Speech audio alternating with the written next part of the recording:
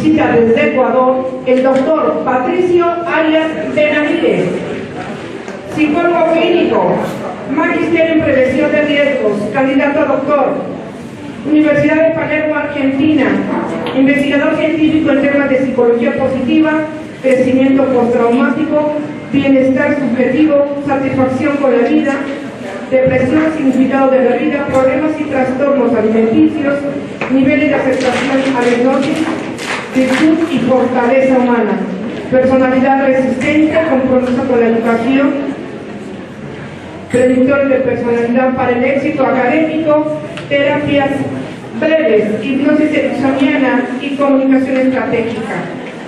Con sendas publicaciones en revistas científicas indexadas, diseñador del protocolo terapéutico en fase experimental, hipnoterapia de reprocesamiento HTR del protocolo transdiagnóstico, ericksoniano estratégico y la breve centrada en la decisión. Investigador del ACT, profesor en Argentina, Chile, Perú, Brasil, Colombia, Cuba, México y Costa Rica. Con la conferencia magistral, el tema el camino al crecimiento postraumático, predictores psicológicos de la aceptación a la muerte y recuperación del duelo. Recibámoslo con un fuerte aplauso.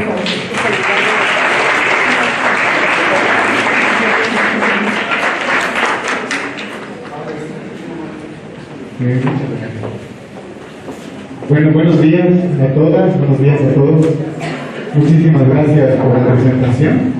Muchas gracias al Info por permitirme estar aquí, disfrutar de México. Hace 2 años vine, presenté otro tema, pues realmente me fui enamorado de México. Así que para mí ha sido realmente un verdadero gusto poder compartir este tiempo con ustedes.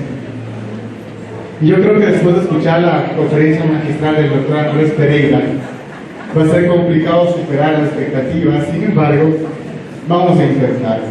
Algo importantísimo, y como de alguna manera solemos decir, el destino suele unir a las personas, hemos estado bastante conectados con lo que Andrés expuso, con lo que yo voy a exponer. Les voy a contar un poquito.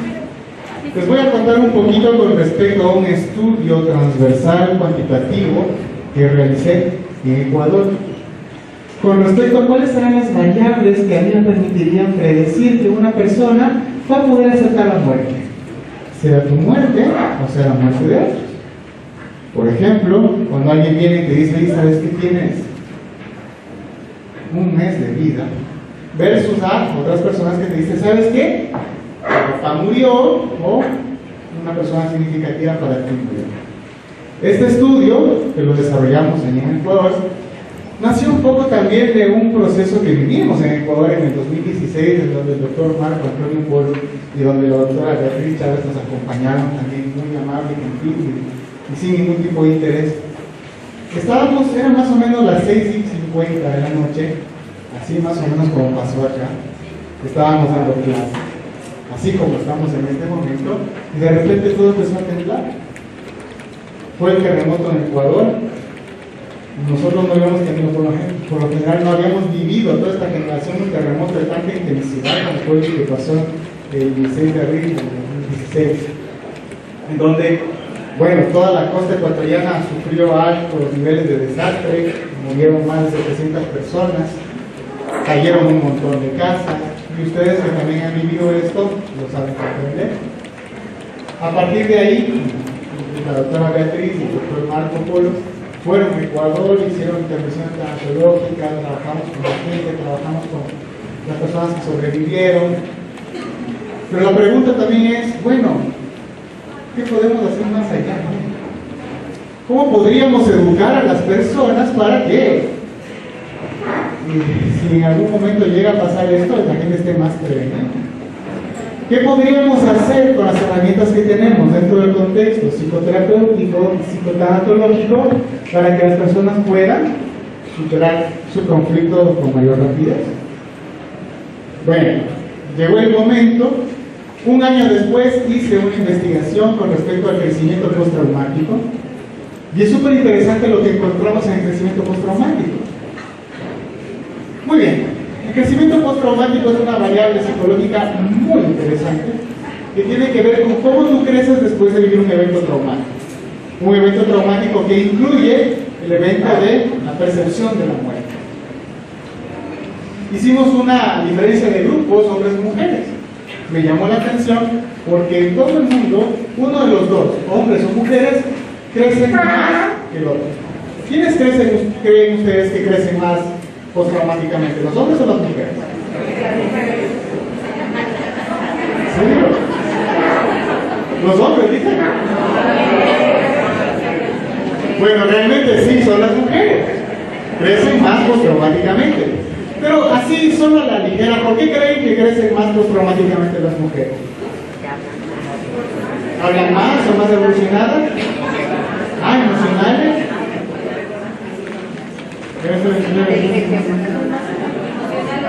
Porque tienen resiliencia. Más fuerte.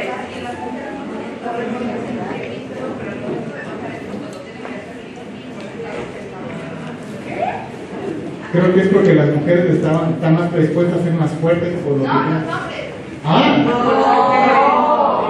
Los hombres, claro. Bueno,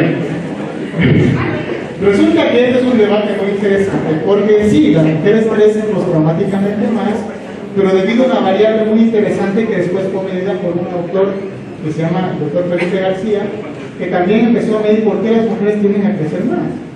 Pues resulta que las mujeres sufren más.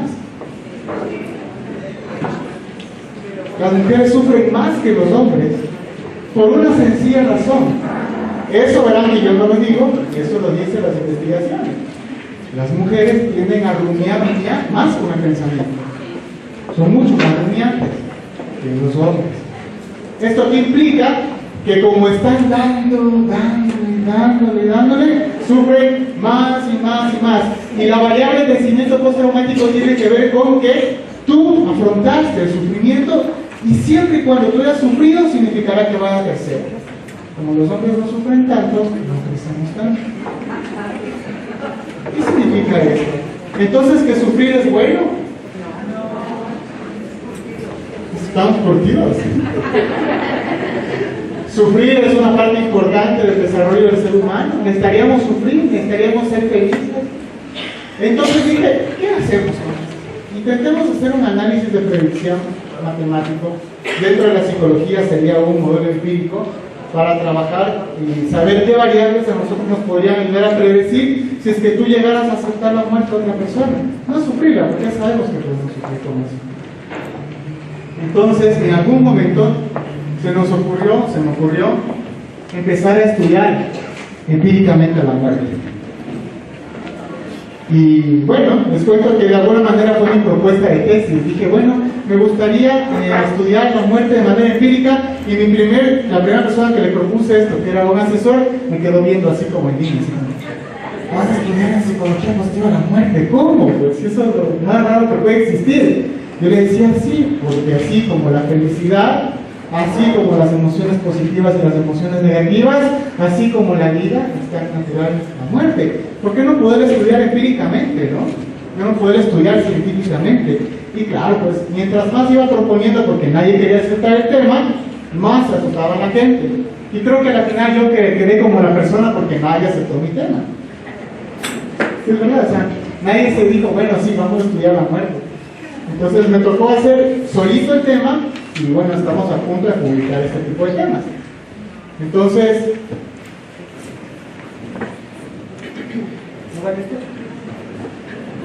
muy bien, entonces, algo importante es cómo empecé a conceptualizar el tema de la muerte. En 1967, unos autores, apellido Collet-Lester y Lester, construyeron una escala que se llama la escala de Collet-Lester para medición del miedo que las personas tienen con respecto a la muerte. Y básicamente nosotros podríamos conceptualizar el miedo que tenemos con respecto a la muerte como un fenómeno multifactorial. Es decir, que varias dimensiones estarían determinados y enfrentados dentro del concepto de miedo a la muerte que nosotros tenemos, que al final es una idea de rechazo completo a todos los conceptos que tienen que ver con la muerte. Pero lo súper interesante de esta escala es que no necesariamente mide si ustedes estarían con miedo o no estarían con miedo. Porque realmente diríamos, todas las personas que trabajamos con dolor, miedo, muerte, incluso esto nació para trabajar con médicos, con enfermeras, diríamos, bueno, yo estoy dispuesto a que venga la muerte cuando sea, pero le preguntas a él, ¿qué pasaría si muere un ser querido? ¿Estaría dispuesto? Y lo que Andrés dijo hace un momento, todos dijeron que no. Al menos ustedes no estarían dispuestos a tomar un hijo y mandar a la guerra para que muera, que era lo que decía Andrés. Pero la relación que nosotros tenemos con la muerte no necesariamente es una relación de mi muerte. Es la relación con la muerte de otros, de seres significativos. Y tampoco es una relación que tiene que ver tan solo con el proceso de morir, sino cómo voy muriendo. Este es el constructo que desarrolló Cole Glester con esta escala. Es decir, Cole Glester decía que las personas o el miedo a la muerte se construye en 4 dimensiones. Miedo a mi propia muerte, miedo al proceso de morir, o sea, me va a tocar a mí estar postrado, me va a tocar ver cómo mi cuerpo se degenera, me gustaría perder las funciones, no me gustaría perder las funciones cognitivas. Estos son los procesos con respecto a la muerte. Pero también el constructo lo compone la muerte de otros. Bueno, ¿tienes miedo que un familiar muera? Pero también tienes miedo al proceso de su muerte. Tal vez te gustaría a ti hacerte cargo, cambiar los pañales, etcétera, etcétera. El constructo que le tenemos como miedo a la muerte estará compuesto por estas 4 dimensiones. Proceso de la muerte, miedo a la muerte, y de los otros. Bueno, entonces, en base a eso decía, ¿cómo será entonces si yo quiero hacer un análisis de predicción para poder saber cuáles son las variables que a mí, a través de tomar encuestas y escalas, podrían decirme, ¿sabes qué? Tú vas a aceptar más la muerte y tú no. Entonces decidí, a través de un estudio un poco teórico, o sea, saber cómo ha habido estudios antes, proponer estas variables que les voy a contar en este momento. Tenemos en el centro de ese gráfico, que me imagino que lo ven, al miedo a la muerte. Y para mí, mi hipótesis era que hay algunas dimensiones que podrían ayudarme a mí a superar o a estar relacionadas con menos miedo a la muerte. Por ejemplo, la satisfacción con la vida. Una variable de la psicología positiva, pero antes de que se llame psicología positiva, muy antigua y desarrollada por Gerd Binder, que decía que las personas, a través de la evaluación de su vida, llegarían a tener presencia de bienestar. Por ejemplo, la satisfacción de la vida tiene una escala de 5 ítems, y uno de los ítems dice lo siguiente: si tú pudieras volver a vivir tu vida, ¿cambiarías algo? En una escala del 1 al 7, ¿qué tanto cambiarías? Y mientras algo cambiarías, menos satisfecho estás.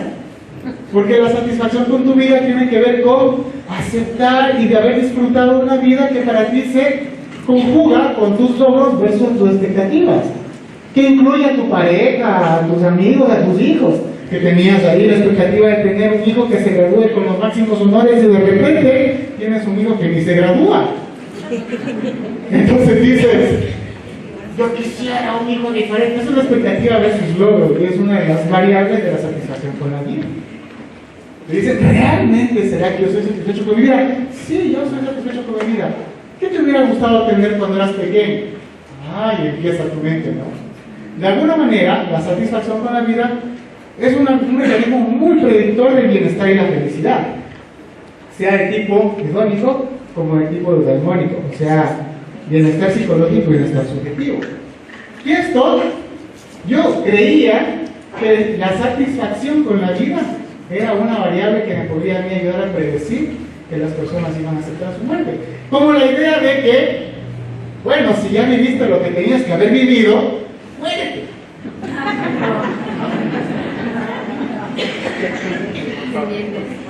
Bueno, esa es el chiste, no es verdad.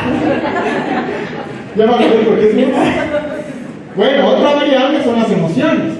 Dentro del constructo de emociones, que es una escala que yo la validé en Ecuador, tiene dos dimensiones: las emociones positivas y las emociones negativas. Las emociones positivas, así como interés, amor, orgullo, pero del bueno, ¿no? Como sentirme orgulloso, versus odio, miedo, desesperación, etc., ¿no?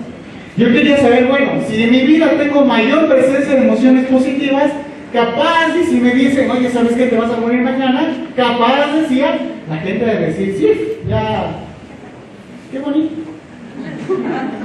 Emociones positivas. Y bueno, las personas que de alguna manera tengan mayor presencia de emociones negativas, probablemente será un mal predictor.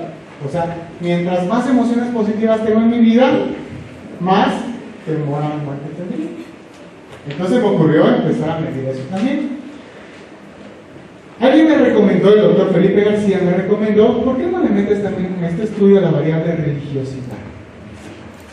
No es la misma variable que espiritualidad, ojo. Pero la religiosidad es muy importante. La religiosidad son los rituales que están asociados a una creencia espiritual, como por ejemplo ir a misa, ir al culto, dar diezmos, confesarse, apegarse a las labores comunitarias de la iglesia, etc. Dentro de la religiosidad existen dos niveles de afrontamiento, algo que le llamamos el afrontamiento religioso positivo y el afrontamiento religioso negativo. Es decir, que si ocurre un desastre natural en este momento, las personas que tienen afrontamiento religioso positivo han correlacionado con crecimiento postraumático. O sea, mientras más te acercas a la iglesia, los rituales, etc., creces más. Cuando hice el estudio de crecimiento postraumático en Ecuador, las personas que tendían a unirse con la gente crecían más. Y la iglesia suele ser así, un mecanismo de contacto con todos. Bueno, y obviamente las personas que odian a Dios y dicen, ¿sabes qué? Por tu culpa se murió mi mamá, mi papá, se murió el perro, se cayó en mi casa, en lugar de ir hacia un afrontamiento positivo, se da un afrontamiento negativo y terminaban no creciendo porque se alejan mucho de eso. Bueno, entonces yo decía, sí, realmente, ¿no? La religiosidad, el afrontamiento positivo de religioso frente a una situación como que un familiar va a morir o yo voy a morir, va a ser un predictor de que voy a aceptar la muerte. El significado y el sentido de la vida. Yo creo que todos estamos familiarizados con esto. ¿Sí? Hay una escala que la trabajé en Ecuador, que es el MLQ, que es la escala de significado de la vida. Mide dos niveles, algo que llamamos búsqueda del significado y presencia del significado. Es decir, tú ya sabes hacia dónde vas en la vida versus estoy buscando a dónde ir en la vida. Pésimo predictor pasado los 18 años. Las personas que están buscando hacia dónde van en la vida después de los 18 años se correlacionan muchísimo con consumo de, ya ustedes saben, y otro tipo de vida, o sea, un nivel de bienestar y salud mental bajo. Entonces yo asumo que las personas que tienen significado de la vida son personas que aceptarían a la muerte, pero aún no. Yo no podía, o sea, cualquier variable podría existir que para mí era satisfacción con la vida. O sea, tú podrías tener un significado en la vida hacia un futuro, pero si no tenías satisfacción con lo que has vivido, raro vas a afrontar la muerte. Bueno, y como también empezamos a estudiar un montón de las cosas que usted estaba hablando, Andrés, decidí utilizar una escala.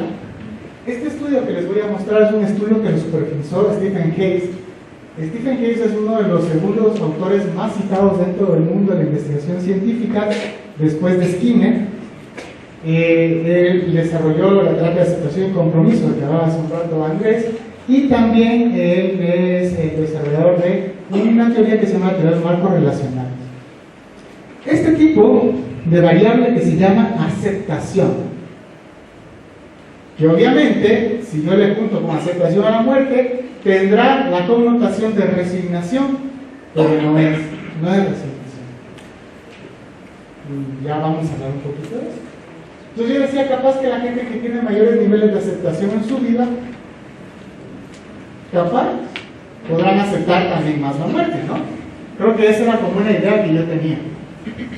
Bueno, entonces se me ocurrió hacer a través de un método estadístico, un estudio transversal con 450 personas, casi equivalentes hombres y mujeres, con unos puntos de diferencia. Hice un análisis correlacional predictivo y un análisis de sendero para poder saber realmente qué variable estaría influenciando la sobre otra. Hoy les voy a dejar ver el análisis de correlación y el análisis de sendero para poder interpretar también el dato y que ustedes puedan ir comprendiendo cómo funciona esto. Este es el análisis de correlación. Lamentablemente no vale el punterito, pero les voy a dar este análisis de correlación. Aceptación, afrontamiento y las variables que quería medir en azul, y miedo a la muerte en el otro casillito. Resulta que la aceptación correlaciona negativamente con un tamaño de efecto más alto que las demás variables y un nivel de significancia mucho más alta que todas las demás variables, pero correlaciona negativamente. Esto significa que a mayor nivel de aceptación, menor nivel de miedo hacia la muerte. Y yo dije, no, esto le va a gustar a la gente. Pero de ahí dije, vamos a ver qué pasa con el afrontamiento positivo. Bueno, tiene un tamaño de efecto mediano, altamente significativo, pero es positivo. Y esta es la discusión que hasta ahora no nos permite a nosotros publicar. Significa entonces que mientras más religioso eres, más miedo a la muerte tienes. Esto significa que mientras más te acercas a los procesos de la religiosidad, más miedo a la muerte tienes. Raro, ¿no? Bueno, no ha sido tan raro dentro del mundo de la investigación, porque también lo hemos visto en otro tipo de estudios, con religiosos. Bueno, esas son las que no me esperaba. Y de ahí la que sí me esperaba es que el afrontamiento negativo tiene que ser una correlación positiva con el miedo a la muerte. Es decir, mientras más rechazo la idea de Dios, más miedo a la muerte tengo. Y aquí vienen otros. Por ejemplo, la satisfacción con la vida sí es una correlación negativa. Es decir, mientras más satisfacción con la vida tengo, menos miedo a la muerte tengo, pero el tamaño del efecto, o sea, el número, es menor que con la aceptación. La presencia de significado también correlaciona negativamente. Es decir, mientras más tienes presencia de significado en tu vida, mientras más claro tienes el objetivo hacia dónde estás, menos miedo a la muerte tienes. Pero la búsqueda de significado hasta un tamaño de efecto mayor. Es decir, si es que yo tengo presencia, o sea, búsqueda de significado, todavía no sé cuál es mi significado con la vida, más miedo a la muerte tengo. Así que apúrense a buscar su significado en la vida. Gradúense rápido, hagan el doctorado y vayan al curso de fusión, que va a estar bien bueno. Ese va a ser su próximo. Entonces, y las emociones positivas. Mientras más emociones positivas tengas en tu vida, que incluye amor, que incluye optimismo, que incluye orgullo, creatividad, todo ese tipo de cosas así, significa que correlaciona positiva, negativamente con la muerte. El tamaño de efecto es pequeño, significativo, pero más pequeño. Pero si tienes la presencia de odio, enojo, ira, cuando te digan que te vas a morir, te va a afectar. Entonces, después hice un análisis de sendero. Este es el modelo que me permite llegar a decir lo que les voy a decir. Para las personas que saben ecuaciones estructurales, están hacia la izquierda los niveles del ajuste de bondad del modelo, donde presento son los 4 índices más importantes: el chi cuadrado sobre grados de libertad, el CFI, el TLI y el RNCI. ¿Qué nos dice este modelo de aquí? El modelo de aquí nos dice que, bueno, sí, la presencia de emociones positivas, de emociones de significado, podrían ayudarme a mí a predecir que las personas puedan aceptar más su muerte, es decir, que tengan menos miedo a la muerte. Pero la variable que modera, por la cual tienen que pasar la mayoría de las otras variables, y la variable que de alguna manera tiene un efecto directo sobre la aceptación de la muerte, sobre el miedo a la muerte, y la variable que también influye sobre la búsqueda de significado, es la aceptación. La aceptación es la variable psicológica más fuerte y predictiva para llegar a comprender que una persona podría aceptar la muerte de otros individuos. La tuya, el proceso de tu muerte, el proceso de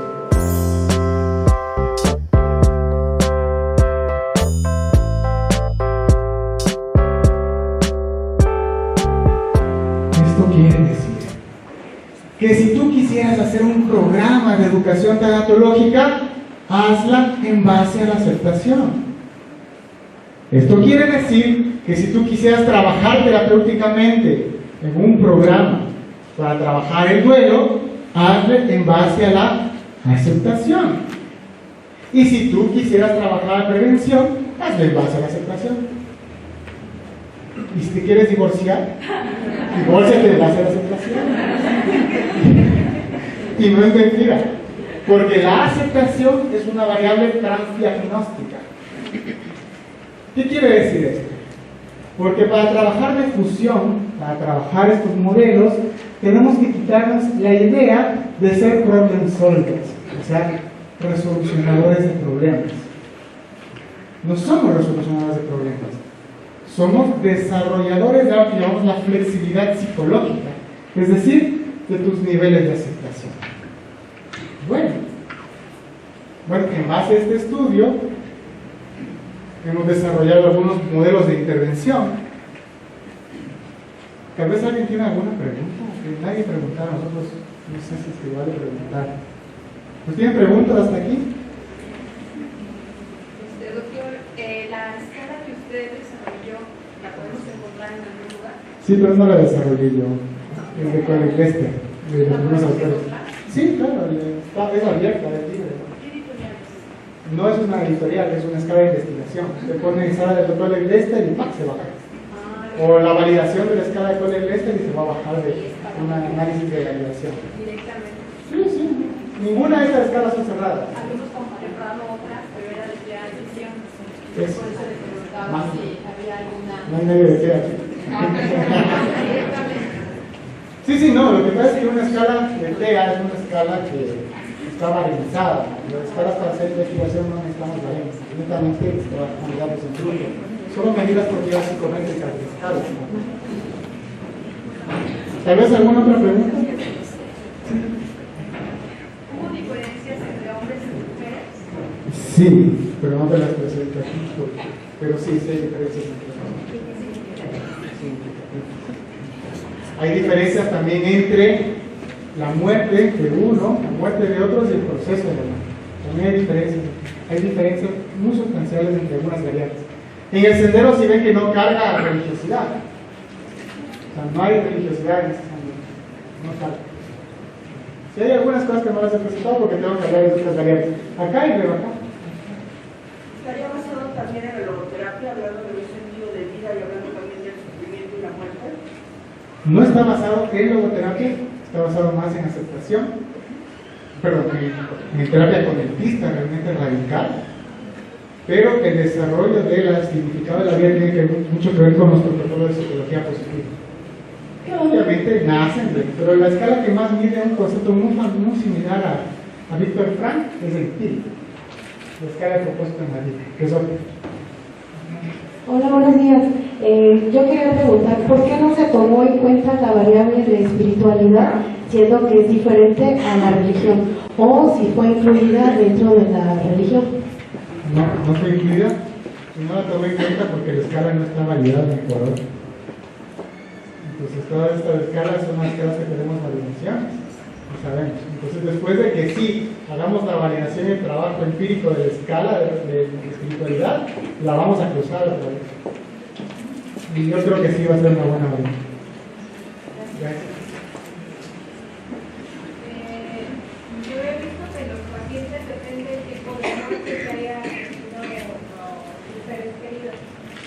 Aquí en México, por el crimen organizado, ¿cómo podríamos, bueno, es una que tiene una ¿cómo podríamos hacer que no lo mismo que se hagan de cáncer en un hospital en la casa, que murieron descabezados, mutilados, o simplemente no encuentran escalados que están organizados? Ahí cómo podemos lograr que ellos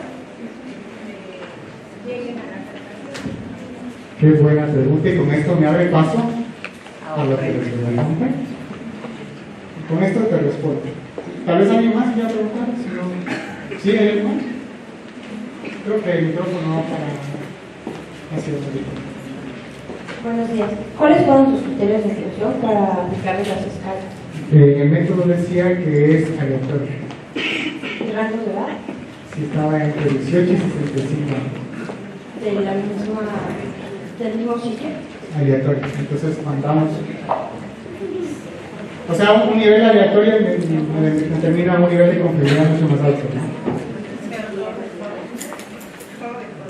Sí, Ecuador. Pero podemos hacer uno acá y luego le hacemos un análisis de.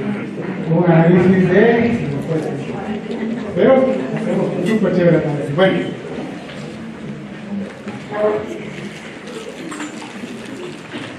Aceptación. O sea, ¿cómo es que me estás hablando de aceptación? ¿Cómo puedo aceptar la muerte? ¿Cómo puedo aceptar que un hijo se vaya a la guerra? Porque no hablamos de aceptación. ¿Han visto esa película? Intensamente, ¿verdad? Muy bien, cuéntenme. ¿Cuántas emociones negativas ven y cuántas positivas hay?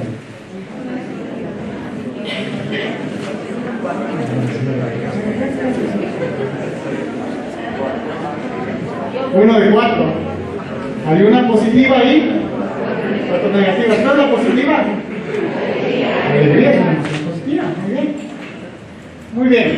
Y de esas preguntas, de estas de acá todavía, la pregunta sería: ¿cuáles de esas emociones son buenas y cuáles de esas emociones son malas?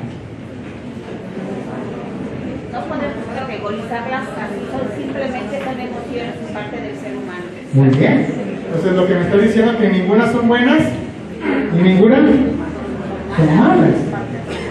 ¿Alguien más está de acuerdo con eso?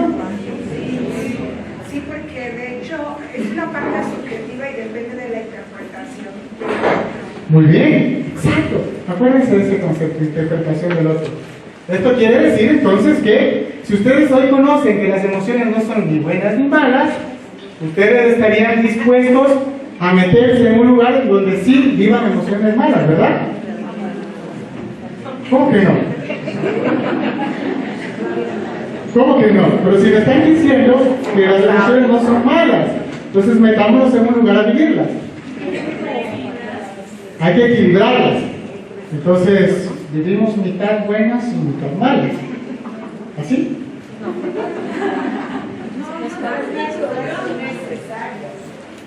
¿Pero estarías dispuesta a ir?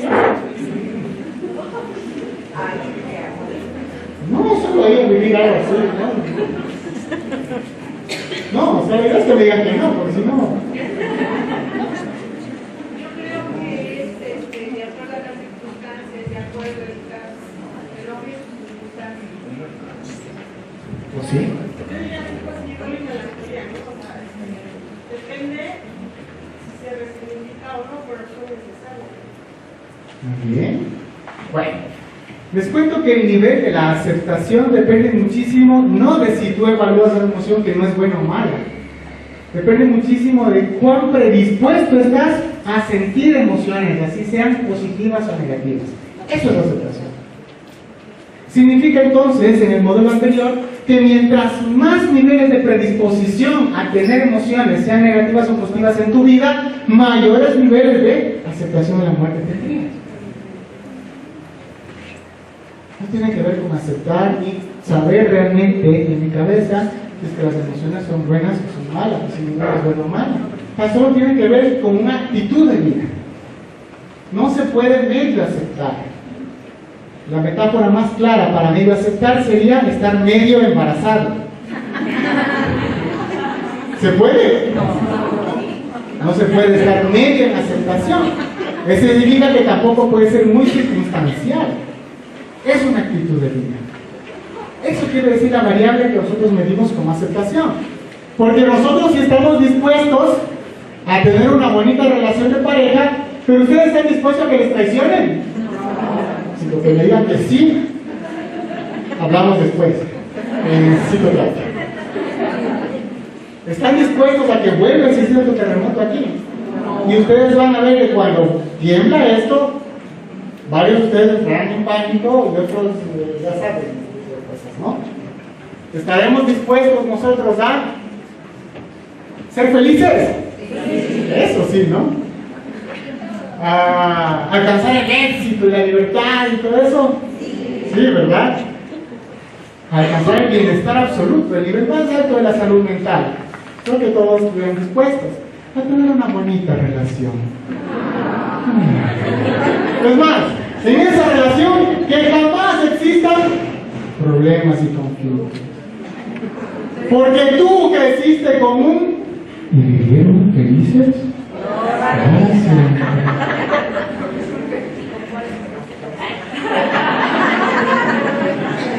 No, dígame, yo sé que es importante estudiar.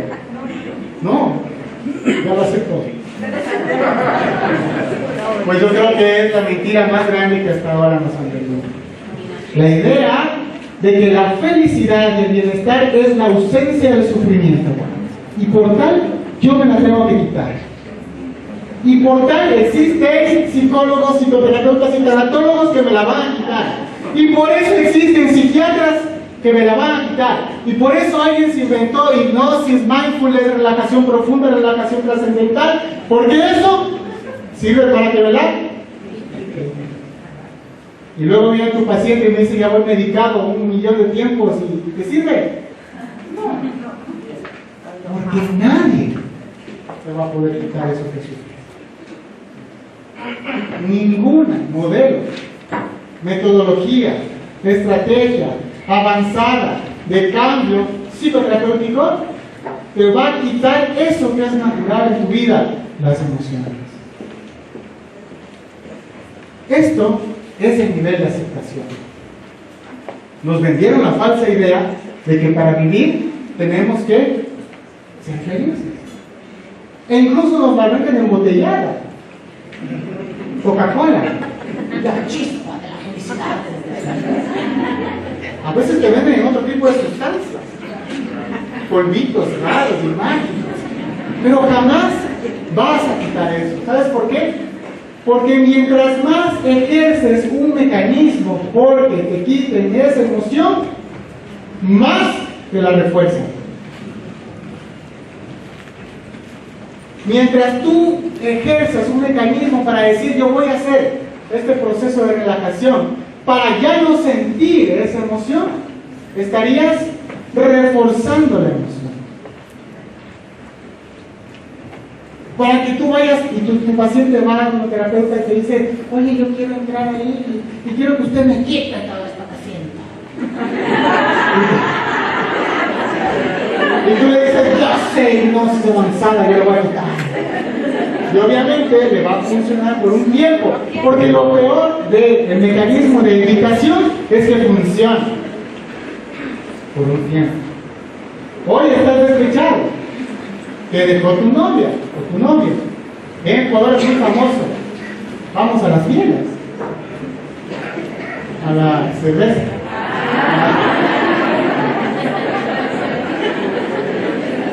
Entonces, vamos a las cervezas y ¿qué pasa? ¿Estás tomando y qué pasa? ¿Te funciona?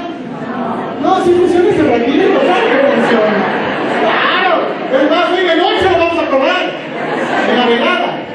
Te funciona. Pero al siguiente no. Todo mecanismo de evitación que tú ejerzas con un respecto a una emoción te va a funcionar, y eso es lo peor, que te funciona por un tiempo y luego agradablemente vuelves ¿a qué? A probar ese mecanismo de evitación. Pero como nuestra ley de la conducta dice que todos los seres humanos al que se repite un estímulo se habitúa. Y la próxima vez que consumiste hierbas para olvidar unas 2, ahora ya son 3, luego son 4, luego son 5 y después ya es equilibrio. Entonces, realmente el problema no está en que tú evites. El problema es que ese mecanismo de evitación se convierte en un trastorno por evitación experiencial. Porque todo el tiempo estás evitando. Y para evitar está la fórmula que te estoy proponiendo. Acéptala. Ya le digo la pregunta. Si por ejemplo hablamos de No es desesperación. Dígame el ejemplo para decir. ¿Sí le escuchan? Pero es súper importante esta pregunta porque viene la experiencia misma del ser humano. ¿El ser humano? No, lo que pasa es que, por ejemplo, si tenemos una infidelidad o un auto que lo compramos nuevo, en ese momento lo que hacemos es disfrutamos de ese auto, seguimos disfrutando todo el día. Me gusta mi auto, ya le rompieron el cristal.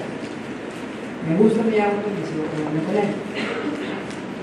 Ya le robaron las llantas, me sigo quedando con ese auto. ¿Qué sucede ahí? Y van pasando los años, pero quiero seguir con ese auto. Bueno, en la metáfora, para responderte la literal metáfora, si la persona sigue con el auto, tiene un grave trastorno de personalidad. Pero si la metáfora se asocia a la pareja, te diría que sí. Un día te traicionaron y tú sigues con esa persona. Un día te traicionaron, 2 veces te traicionaron, tú sigues con esa persona. Ya va un año de que te traiciona, te pega, te golpea, te vilipendia, te grita, y tú sigues con esa persona. Eso no es aceptación. Por eso yo te dije desde el inicio que ese ejemplo no era aceptación. Ese es el ejemplo de resignación. Chuta, es que mis hijos van a crecer sin padre, así como yo crecí sin padre. Entonces yo no voy a quedar con él para que mis hijos no crezcan sin padre. Eso es resignación. ¿Qué sería aceptación en ese ejemplo? Tienes que aceptar el dolor que estás evitando porque tú no quieres sufrir por dejarlo. Entonces, ¿cuál es el mecanismo más sencillo para no sufrir porque quiero dejarlo? Me las aguanto. Te resignas. Entonces, ¿qué tienes que hacer? Trabajar este mecanismo de aceptación con respecto al dolor que la persona pueda tener por alejarse de esa persona que le está maltratando. Eso es la aceptación. Y todavía no me voy.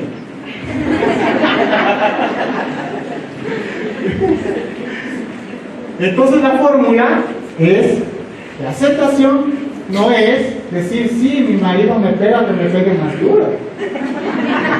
O mi carro está chocado, lo choco yo. La aceptación es cuán dispuesto estoy a sufrir las que tengo que sufrir bajo las decisiones que están asociadas a mis valores. Tomar en cuenta mis valores como lo que es más importante para mí en mi vida. Si tus hijos son más importantes, si tú crees que estás viviendo un infierno, vamos a aceptar ese dolor que te va a dar a alejarte de este tipo.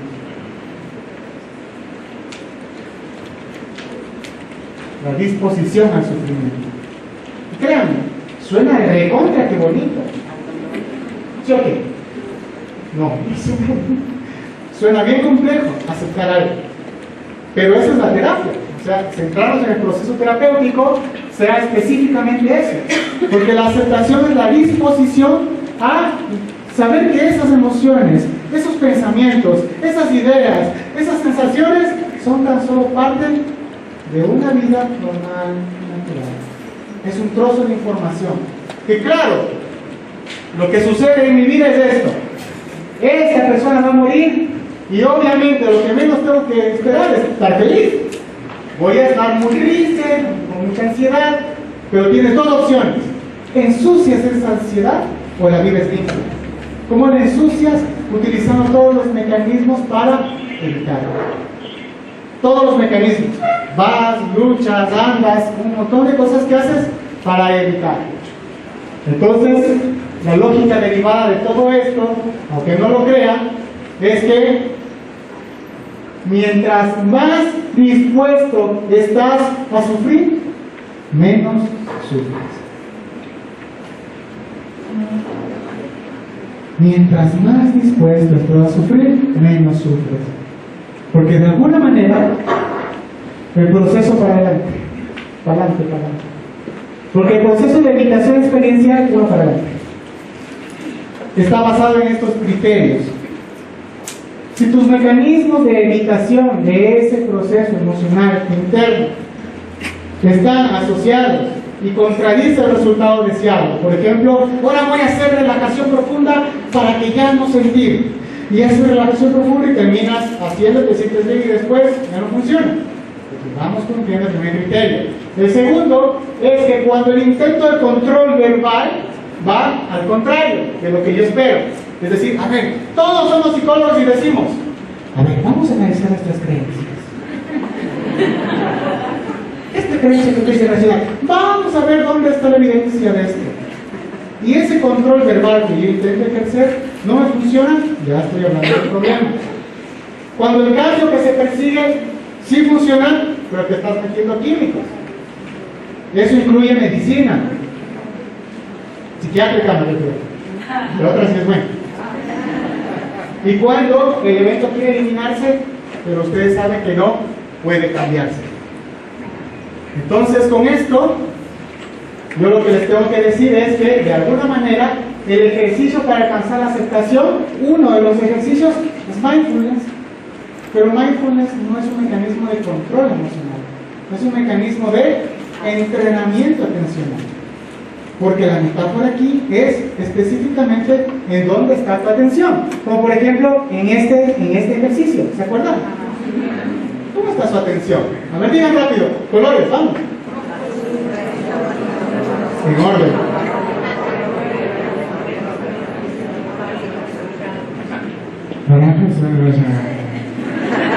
Muy bien. Ahora intenten hacer lo mismo con la siguiente lámina.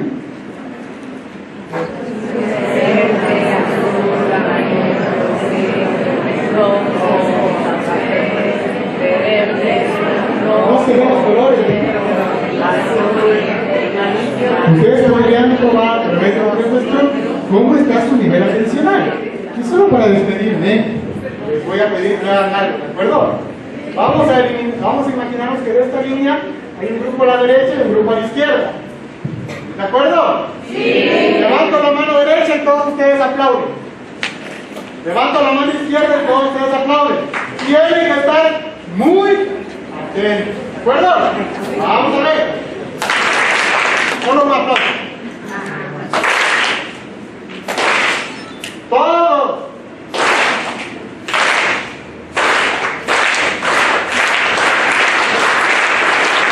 Muy bien. Presten mucha atención, ¿de acuerdo?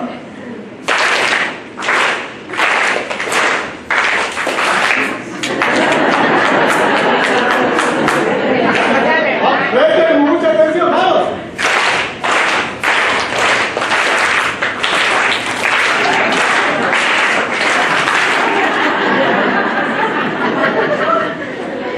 Ya estamos midiendo cuál es su nivel de aceptación.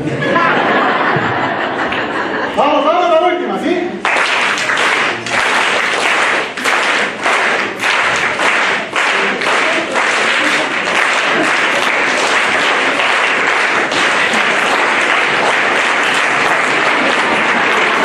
Un aplauso para ustedes.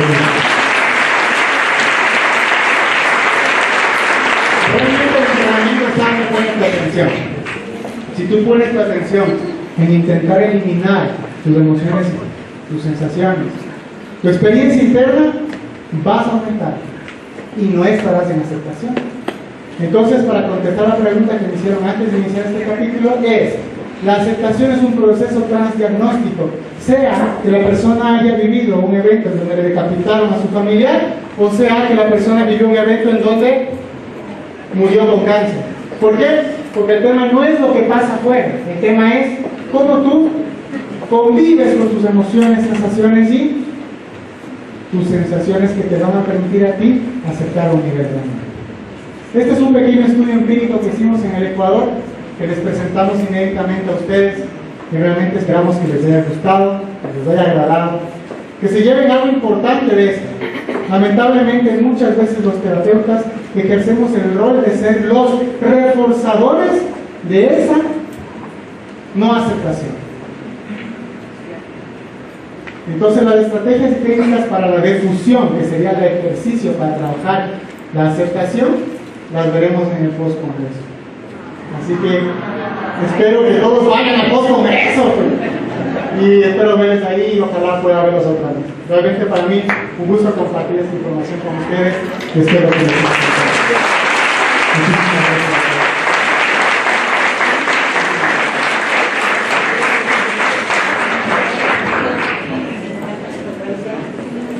Muchas gracias, doctor. Reciba este reconocimiento por parte del Instituto Mexicano de Psico-Oncología.